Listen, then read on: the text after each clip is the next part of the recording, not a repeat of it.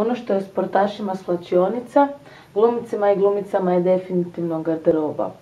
Ovo je mjesto u kojem se opuštamo prije predstave, koje za vrijeme proba pijemo kavu, jedemo, doručkujemo. Evo, ja sam si danas ponijela zrnati sir i bućino pecivo i čekam kolege da dođu.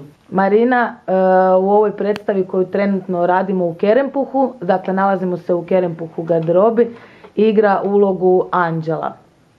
Marina, kako se ti pripremaš za predstavu dok si u garderobi? Pa ja dođem ranije, obučem se odmah u kostim, malo se ufuram u sve to, zagrijem si glas, zagrijem si tijelo, probam si neke stvari koje mi možda ne idu baš najbolje. Pa onda dođu prijatelji, to jest prijateljice, kolegice, pa malo popričamo o nekim scenama koje ne idu, pa malo zapalimo cigareticu, popijemo kavicu i lagano se već podiže atmosfera i ide se na scenu. A poslije predstave, kad je sve gotovo i kad si odahnula?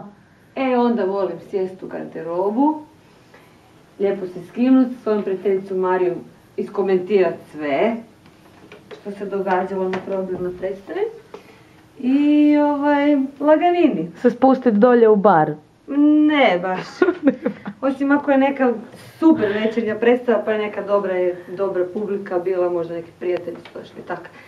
Ali volim ove poslije probe, čilanje. Da, čilanje i razgovore u garderobi, dogovore za sutra, pa onda ti ostane još nešto o čemu da razmišljaš dok ne prođe dan do sljedeće probe ili nerviranja, ako se dogodilo nešto stresno, pa onda tu komentari, pa rasprave, pa svi se nešto uključuju, nerviraju, svima je jako stalo, pa tu dolazi do konflikata, pa se onda opet sve u garderobi razriješi. I tako. Super, super.